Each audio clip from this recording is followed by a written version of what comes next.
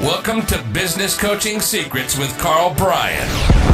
If you want to attract new high-end coaching clients, fill live events, and build a wildly profitable coaching practice where business owners pay, stay, and refer, you've come to the right place.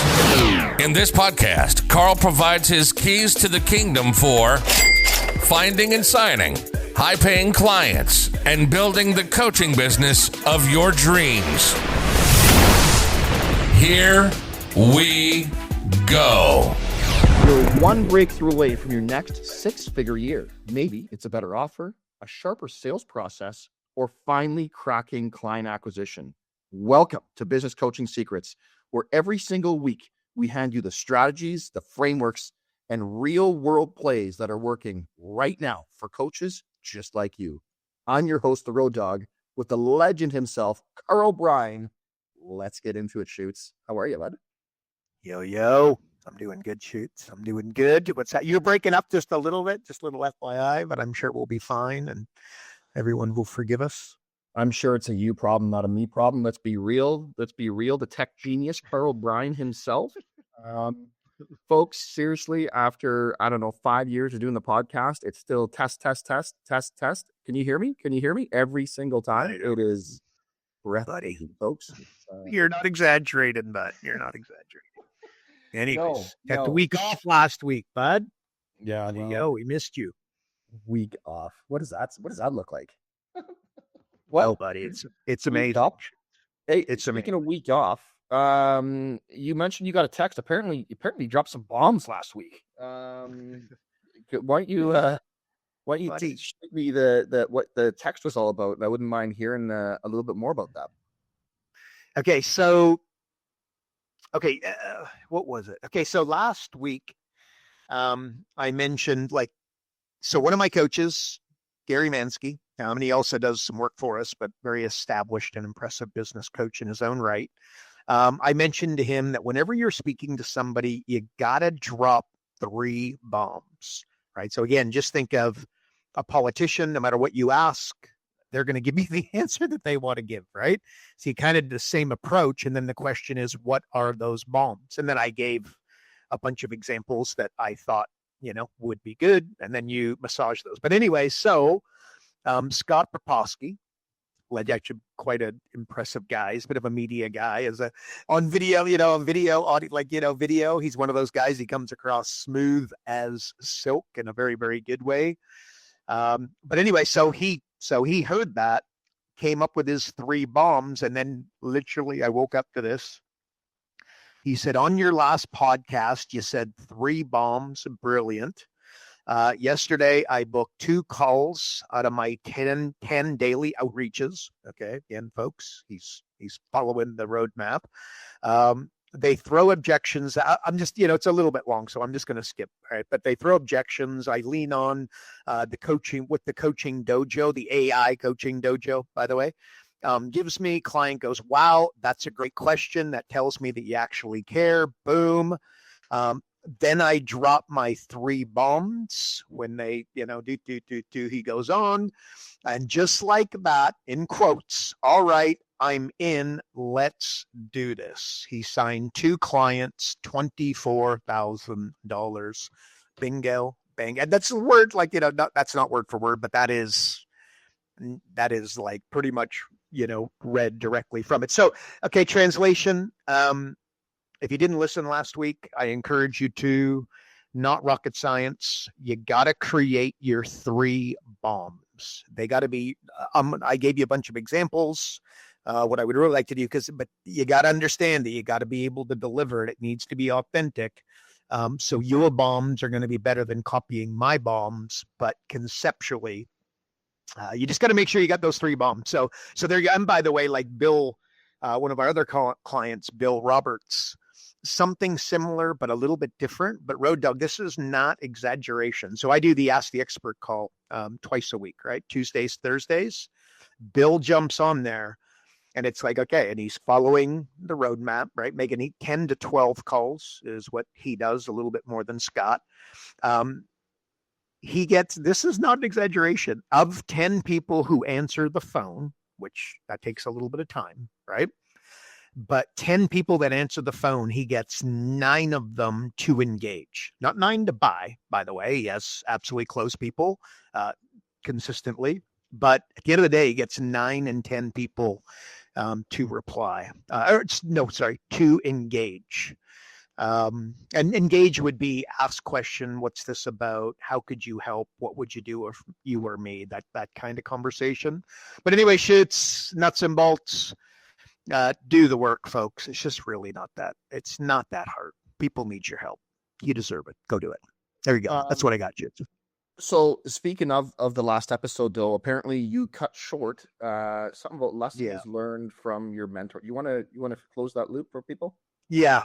Okay. That's okay. So my mentor, he just said, look, Karl, you've been doing this a long time, like 21 years. I've been doing this without a break. Right. So he's just like, what he wanted me to go, like, just go through and make a list of all of the things you learned. So I kind of dropped some of those, but there was a few that I didn't say that I felt like, you know what, might have a little bit of value. Like a 7-figure coach.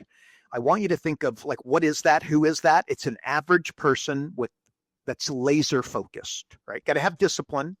What's discipline? To do the boring stuff over and over and over again without getting distracted on stuff like AI and whether it's going to wipe us all out, or the war, or the NASA launch, or Charlie Kirk situation back a while ago. There's things you control and things you can't control. Get focused on the things that you can control, right? Your effort, not the outcome. You can control your use of AI and think of it as gasoline or turbo. AI is not the car. AI is gasoline or the turbo. You can't control whether or not it's going to wipe us all out. But the translation is you can concentrate on how you're using it and how it's moving you forward, how it's moving your clients forward, right? Go there, right? Or, just make your calls, connect with people in a meaningful way, translation, solve their problem, and do that every single day with discipline. And you're going to be in good shape. The bottom line, a 7-figure coach, somebody who's semi-retired for the rest of their life, is somebody who just focused. The end. I named my company that for a reason, right? And then I would parlay that, like, coaches don't give up. They don't go out of business. They just decide the price needed to be semi-retired for the rest of your life is just not worth it, right? The embarrassment of being ghosted and asking for the sale and reaching out to people cold is just too great a price for them to pay if you really think about it, right? Boredom is power, right? You got to do this boring stuff over and over and over again. Like, depression is through the roof. No doubt you would agree with that. Why? It's overstimulation, right? That phone that's probably in your hand right now, and it's not in your hand, it's in your pocket. If it's not in your pocket, it's within an arm's distance, right? Like a great book I've mentioned, I can't remember the name of it. Anyways, it's what is it? Anyway, so void is a big part of the book, right? You got to enjoy just sitting with yourself, walking, chilling, no phone, no computer, no internet, no chat GPT, right? Most people sit in traffic for like 30 seconds. And what do? They grab their phone and check it while they're sitting at the lights, right? Firstly, it's incredibly dangerous. And then not to mention, it's if overstimulation brings on anxiety and depression, you should probably not overstimulate yourself. And Facebook, YouTube, TikTok, Instagram, etc. Just not. Stay the hell away. By the way, understand who you're speaking to, and I'd be lying to say I don't spend too much time on freaking Facebook. I don't do the other stuff, but that's just reality. Like, your best ideas will come from void, from boredom. Right? Like in the shower, you got to embrace it. Like, a lot of people having a shower, what's in there? Their damn iPad, their damn iPhone, right? So embrace boredom, embrace the void, quote unquote, and stop fighting it. And by the way, help your kids do the same. So freedom versus ownership was also one of the things I didn't talk about. There's lots of research that says owning things can weigh you down, kind of limit your options. Remember, the richest people in the world, the people with the greatest life, have the most options, right? So what does it do? It disrupts your freedom. And as an example, like, lots of people own tons of real estate. And by the way, I own 9 figures of real estate outright, so I can speak to this intelligently. And a mentor of mine, by the way, Michael Neal, who I bet will be listening, he swears by real estate. Okay. And many do. Okay. To be clear, I understand that. And you should understand that too. It's a frame. But many people are selling it all. And then what do they do in their place? Here, a lot of people get to the point where they sell it all. And why? Well, they place the money in the stock market, maybe treasury bonds. Why? Stocks don't have plumbing problems, leaky roofs, or renters that terrorize your house, right? And that's not to say you can't make a ton of money with real estate. It's not what I'm saying, but if freedom is your goal, then lack of ownership could be a meaningful pursuit. But if you go to Facebook, I would dare say that everybody's telling you the exact opposite, unless you're following the Charlie Mungers or the Warren Buffetts of the world. But most people are following the influencer types that is rah, high energy, and they're just not giving that kind of advice desperately. And by the way, that said, make sure you own appreciating assets, ones that cash flow, or stocks that pay dividends, right? If your goal is to be free, right? Another one shoots that I had I think I might have said this one actually, now that I think of it, but traveling helps you expand your thinking. Okay. So you always dream bigger when you're in a different location, in a different country, in a different state, in a different province, in a different place, or certainly when you're on vacation. So a business owner that says they haven't had a holiday for like 3 years, and by the way, they pump their chest a lot of the time when they say it, or they say it in a, look, there's just nothing I can do. It's a terrible idea. It's a terrible idea, right? They say that they want the vacation. They don't go on it. Like, integrity is all you got. So you got to keep your word. But who do you really got to keep your word to? You got to keep your word to yourself. So if you told your wife, you told your kids, you told your other half, you told your friends that you're going on the golf trip, you've told yourself that this time it's going to be a little bit different. You got to get after it. You got to get after it. So I did, yeah, shoots. That's, yeah, I just want to say, like, okay, you got to make it, but you really got to keep it, right? Amateurs want to make it, pros want to keep it. I just want to give that as a frame as you're thinking about, you know what I mean? Like, you're making all this money, you're making your clients all this money. That's fantastic. But if you're spending it on the Range Rover and these depreciating assets, like, rich people buy appreciating assets that cash flow, and the middle class buy liabilities that make them look rich but depreciate. Okay, the Range Rover, the BMW, the Mercedes, the Porsche, Cayenne, etc. Right? Like, the most expensive thing in your life is trying to look rich, or FOMO, right? Fear of missing out. Like, looking like a big deal is very different than being a big deal. So, and by the way, trying to get rich, so that it's, no, trying to build a big business so that you can get rich is a bit of a fool's game. Remember, profit's a domino that knocks over all the other dominoes. So I just want to say that, like, as a frame, we got to make sure that we're, I don't want to be talking out of both sides of my mouth, right? Where you're supposed to be doing one thing, but then, doing another, but you got to work your backside off, but you've also got to, make sure you're managing the thing and not allowing FOMO to drive you, and that next thing to drive you. Anyway, shoots, I don't know, but that was a few things that I had, and that's what I got, bud.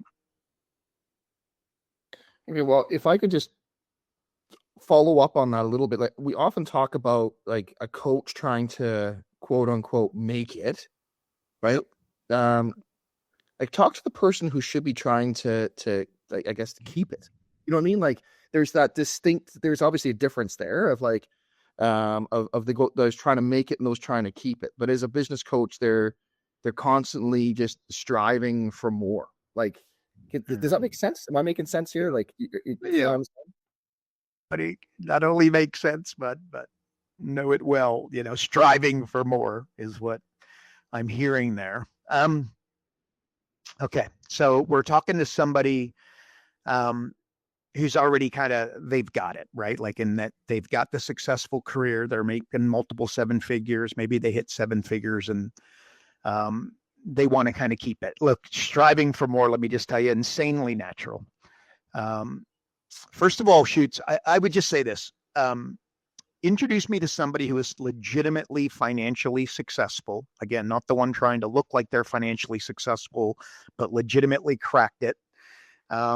Their greatest fear is losing it all and going back to where they started with ridiculous predictability, right? And by the way, so if you agree with that, and by the way, experiment, see how you go. But I can tell you very comfortably that that is correct. And when I'm speaking to them, if you're speaking to that type of business owner, the networking function at the golf club, at the yacht club, somebody introduces you, these are the types of things that I'd want to be dropping. Like, again, amateurs want to make it, pros want to keep it. And we say you can get lucky and make it, but you can't get lucky and keep it. Maybe the higher level frame, I've said this a lot over the years and I'll continue to, but you don't want to build a business you can sell. You want to build a business you could sell tomorrow, but don't want to. Right? That is a significantly higher frame than the sexiness of exiting. And I'm going to go in a different, like a monster threat, right? For a successful guy. Okay. So that's the one I guess we're describing here, is trying to keep it versus make it.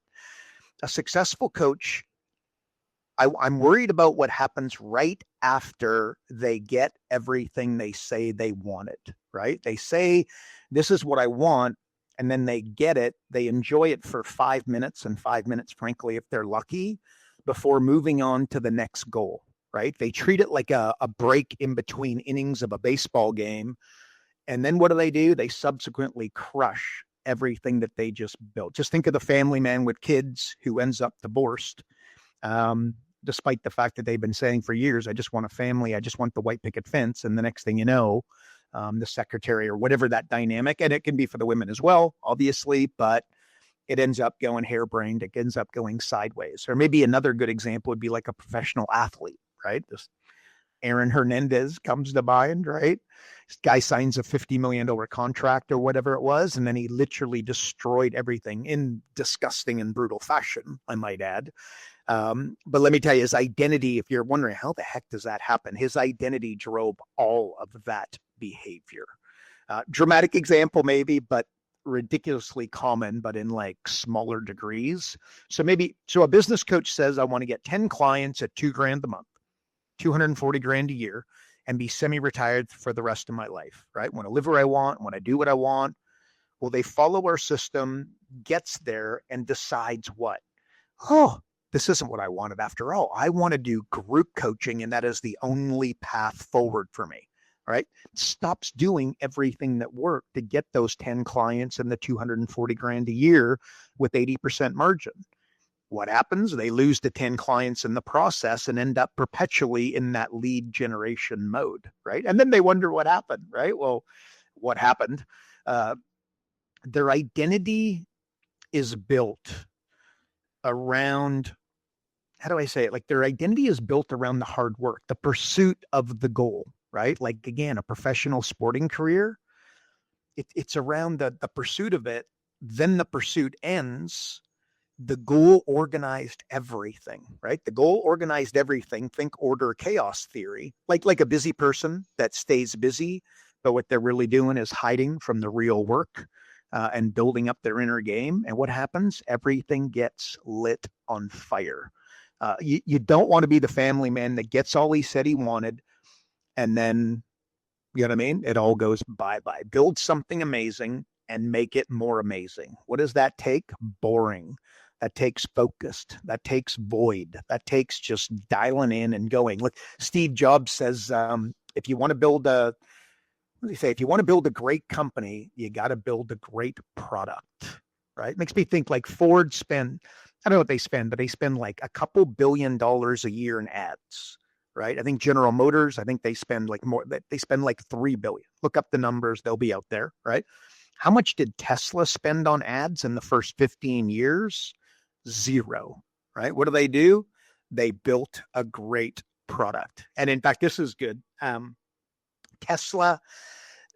Tesla sales team, I don't know how quite the dynamic went, right? But Elon Musk says, we're going to give the sales team some advice. And what's that advice going to be? And he says, look, we got to tighten it up. And people support things that they help create, right? And he said, look, the less parameters we give them, we might end up with a significantly better result, right? And what in fact, I can't remember the guy's name. He actually wrote a great book that I read called The Algorithm.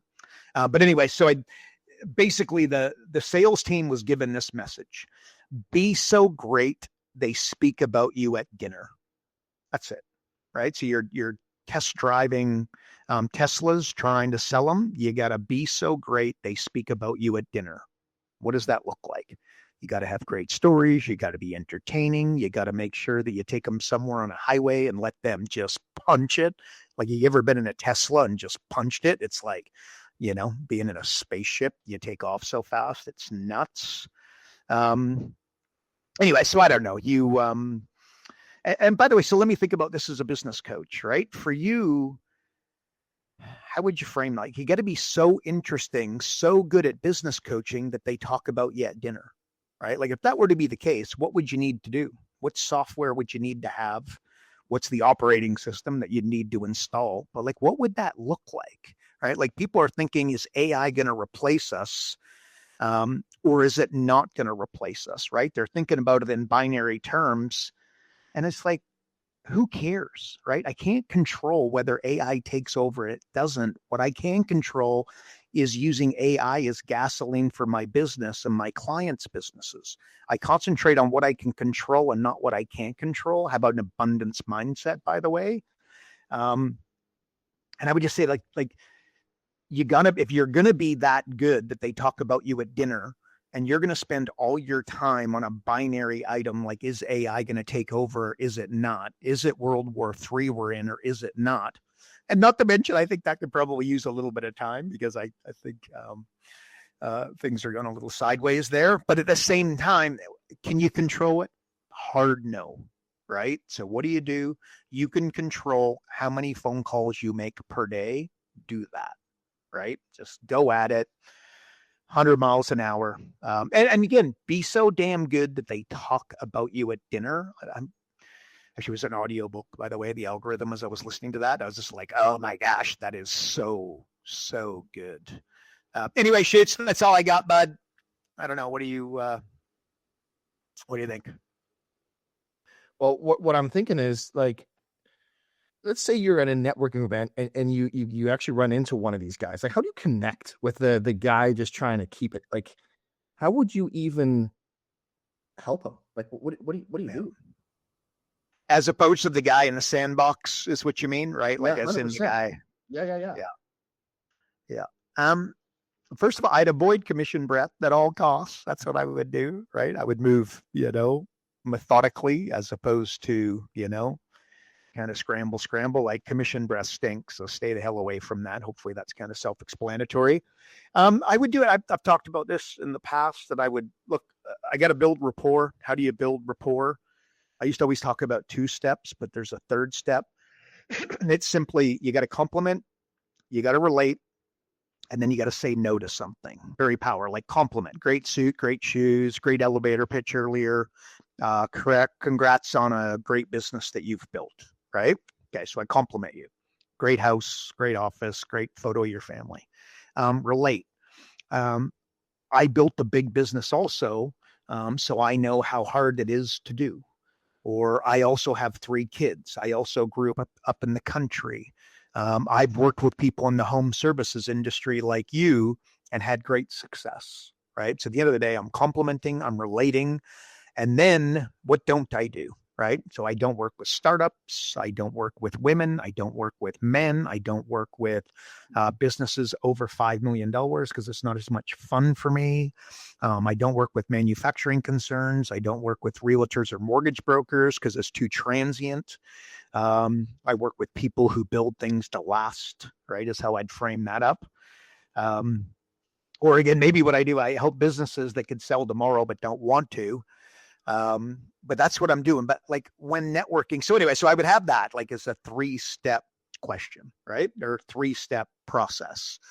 But let me tell you what I would also do before I roll up. And again, said this many a times over the years, but like, you gotta have you got to have an answer. And I'm going to say an interesting answer to 3 questions. How are you? What do you do? Where are you from? Right? And what do you got to stay away from? Weather, sports, right? Conversation tend to go in that direction. And I got to tell you that they don't lead to sales as a general rule. And if it does go there, you just take it away and move. The conversation is just forgettable, right? The conversation is forgettable and you're forgettable. To be valuable, you need to be memorable. To be memorable, you got to not be forgettable. Talking about weather and sports is going to get you forgotten, right? And what do you got to do? You got to practice your stories. You got to think them through. You got to think about those 3 bombs. You got to drop them. And by the way, do it right. And maybe they're going to talk about you at dinner. Don't know. That would be impressive, by the way. Maybe you're going to talk about me at dinner tonight. And you've got to be interested, but it's more important to be interesting, right? Like, again, like my dad was a professional gambler. He used to play a lot of poker, right? And he always said that, how does he say it? When they play fast, I play slow. And when they play slow, I play fast, right? Said differently, whoever goes first is the leader, right? Like, so give a templated example. You're in an elevator. I'm in an elevator, right? The person who speaks, you see what I mean? Kind of is leading the conversation. You live here as an example. And what do you think they're going to ask back? Yes, no, they're going to answer. And do you live here? Right. And then, by the way, what are you going to answer to that? And you could say, yeah, I live here. Or you could say, no, I'm just here looking for an apartment that I could break into. Right. What do you think is going to happen? Pretty obvious, right? And by the way, you never know who you're standing beside in the elevator is something else, or beside you on an airplane, right? So the bottom line is, if you're humorous, they're going to be humorous. If you're vulnerable, they're going to be vulnerable. If you talk about your goals, guess what they're going to do? They're going to talk about their goals. They're just going to match you. It's like NLP 101. So again, who goes first? If they're going fast, you're going slow. If they're going slow, you're going fast. Nuts and bolts is you're going to go first, right? Like, imagine this, right? Like, so in high school, right? Like, my high school love, quote unquote, was named Karl. I was just like, truthfully, I was in love with her, right? And she always dated older guys, truthfully, she's a very pretty girl. And she kind of kept me in the available, but the friend zone, right? And then she worked at Dairy Queen. And guess what I used to do? I used to go into Dairy Queen, not knowing if I guided myself today, I would adjust this wildly. But at the end of the day, guess what? At noon hour, guess where, young Karl marched into, and that would be Dairy Queen, and we'd have lunch together, because she would take her break with me. I used to wear her. So she had a ring, right? So she gave me this ring, and then I put it on my chain, right? So I used to wear that around my neck, and she wasn't my girlfriend. And yes, that scares me as much as it scares you, right? But anyways, and then we went to grad together, and the reality is we had a great relationship, right? By the way, eventually closed the deal shoots, because I know you're going to ask me that. But at the end of the day, though, it was, one of those, right?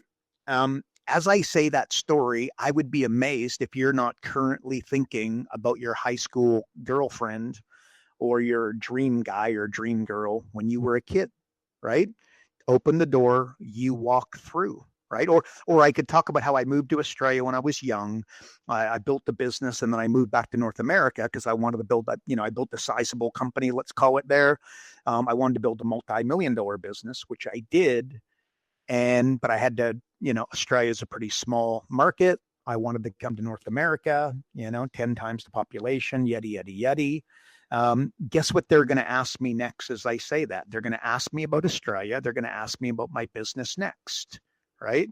Or I could say, I've been really busy perfecting the implementation of my operating system for quick 90-day compounded financial returns. Actually, as I say that, I wouldn't say that at all, but frame that up in such a way that you're kind of going there, right? Or maybe you give them an example, right? If I have 10% net margins, like most businesses, and I reduce expenses by only 11%, I double my profits. Or if expenses are 85% of revenue, translation, I got 15% margins, and I decrease my expenses by 10%, profits rise by 57%, right? if I say that at a networking function, on the elevator, on the airport, on the airplane, etc., what do you think they're going to ask me next, right? I open the door for them to walk through, right? Or, talk about businesses where you've moved the needle in an interesting way, not in a boring way, but an interesting way. How do you make it interesting? You practice, right? And by the way, you got to use conflict. Every episode you ever watched of Friends, every episode you ever watched of Seinfeld, every episode you ever watched of Three's Company, right? It had, you know what I mean? You had conflict at the center of every one of those episodes, right? What do you got to do? Make it short, make it impactful, but create conflict, right? What are they going to do? They're going to ask you to expand. And then that opens the door for you to a longer version. So don't make that long. That would be a mistake, right? It's got to be tight, got to be simple. Like we're talking like 30 seconds, bingo, bango, bongo, open the door and they're going to walk through, right? Like reality is 90% have 10% net margins, right? Like Google it, ChatGPT it, see if I'm right. 90% of business owners have 10% net margins, right? Well, if they have 10% margins, every dollar reduction in expenses equates to $10 of increased revenues that they don't need to go and earn, right? Like that is business know-how. And by the way, that's why I created profit acceleration software and the operating system that can be installed, because revenue is vanity and profitability is sanity, right? Stay sane, people, stay sane. Like that's why I didn't build revenue acceleration software. I built profit acceleration software. Like, what's a saying about a blind, the moment a blind man can see, what does he do? He throws away the stick that has helped and guided him his entire life, right? But this all sounds good. What do you got to do in order to spit out these types of numbers, etc.? You got to practice, and don't practice to practice to improve. Don't practice until you get it. Practice until you can't forget it. Right? Pros get paid to practice. They don't get paid on Sunday with millions of people watching. They get paid to practice. What do they say? You get paid in public for what you do in private, kind of said differently. And shoots, I'm going a bit long here, buddy. I'm sorry, man. But it just, and I got to say this, the ultimate offer. And by the way, you're at a networking function and this is the guy, the gal you want to get. This is the multiple seven-figure business. This is where you definitely don't want commission breath because they'll smell it from a mile away. So you got to put, no doubt you could see that putting an offer in front of them would be a good idea, right? Well, the ultimate offer that you could make at a networking event or anywhere else, how do I word this? It's painting a picture of a future they want to be a part of, right? So the ultimate offer is painting a picture of a future that they want to get on board with, right? Example, loneliness is an epidemic, right? Well, imagine if you were working to solve that, or somebody you knew was working to solve that and you agreed. And again, people much, much smarter than I saying that, working on that. If you work to solve it, do you think some people would like to join you? Right. And like in a hurry and like, give me your phone number. Right. Well, 90% of local businesses ultimately fail. Well, want to help me disrupt those numbers for your community and bring the butcher, the baker, the candlestick maker, the landscaper, the chiropractor, the mortgage broker along with you for the ride? I dare say, right? We say at focus.com, we help people become semi-retired for the rest of their lives. Right. Again, sound like something you'd like to be a part of? Does that being semi-retired for the rest of your life, does that sound sexy? Because look, you need 10 clients at $2,000 a month. That's $240,000 a year with 80% margins, right? Truthfully, 10 clients is a joke to get if you're willing to follow ABC 1, 2, 3, step by step, paint by numbers, and install an operating system, right? You build a business by solving a big problem that lots of people have. 90% are failing. So how is that a hard thing to do if you actually have an operating system that you can install that legitimately brings profits to your clients, not to you, not to me, but to them, the person that is ultimately paying, right? I don't know. That's just it. If it's difficult in your head, I promise you it is exactly that. Is it just in between your ears, right? Just, you got to solve their problem. You get paid handsomely to do it. And I got to tell you, guess what? The identity that I've been talking about for numerous times over the last number of months. Like, you deserve it. So do they, by the way, but it's who you are as a person. It's identity 101. So get after it. That was a little bit long-winded, Shoots. That was a little bit long-winded, but I think that's you don't want to just sell to the broke folks, right? That sounds like a brutal existence, quite frankly. You got to have some magic to the folks that know what the hell they're doing. And I'd be approaching them in a way along those lines. And I intentionally talked about numbers a little bit there. I'd be going to them with some numbers that, believe me, I don't need to meet them to know they don't know the numbers. They never worked out the numbers, and they're not capable of working out those numbers as you're speaking. And you tell me if that's going to raise some eyebrows. By the way, don't go test it and then let me know how it goes, but it will go well. Anyway, Shoots, what do you think? That's my answer, bud. What do I think? I think you just robbed the people of their moment of zen. That's what I think. Because we're up against the clock here, folks, and I don't think we have time for it. That'll be the ultimate tease for the next episode. How's that? Okay. How about a double dose of a moment of zen? Ooh, what does that look like? Well, a double dose, Shoots. A double dose. You know what? If you want to know what that looks like, folks, you're going to have to tune into the next episode. There you go. How's that for a tease? Man, this is getting easy. What are we doing? I don't even shoot. You lost me. Am I doing zen? No, I don't think we have time. I thought you said to me you're up against the clock, and I'm looking at that clock, and I believe you've got. Let me give a case. I got you slick. Let me just give a little piece. Piece. All right. I think I said, guys, I don't shoot. Now I say that. Look, people with the greatest lives have the greatest number of options. Make that part of your plan to create options for yourself and others. Translation, I kind of said this earlier, but define a great life and then live it, right? Just Charlie Munger, rather than avoid killing pilots, what did he do? He isolated the ways that a pilot would die, like running out of gas, right? Bad weather, ice on the wings, rough terrain like mountains, etc., especially at night and in bad weather. What did he do? He avoided those at all costs. What was the result? I believe that nobody died under Charlie Munger's watch. Translation, avoid a lame life more so than build up this amazing one, right? Like if you go to my phone, I have like, a definition, a lame life. And I have got a list of things that I do not want. I don't want to do, things that I say no to automatically. And I think that might bring a little bit of power, Shoots, but that's it. So yeah, that's define what you don't want.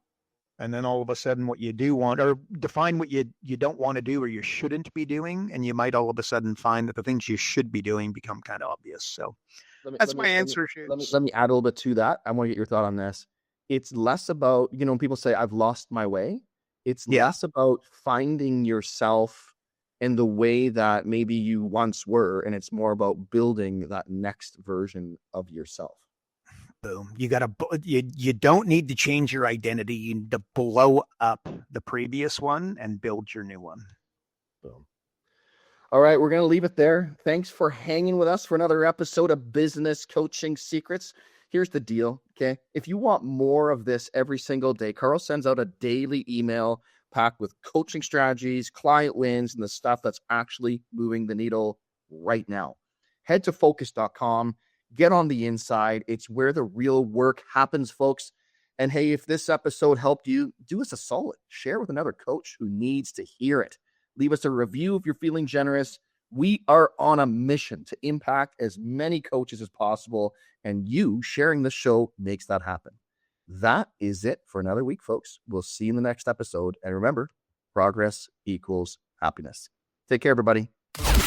Karl Bryan built Profit Acceleration Software 2.0. So as a business coach, you'll never again have to worry about working with business owners that can't afford your high-end coaching fees. Check us out at focused.com.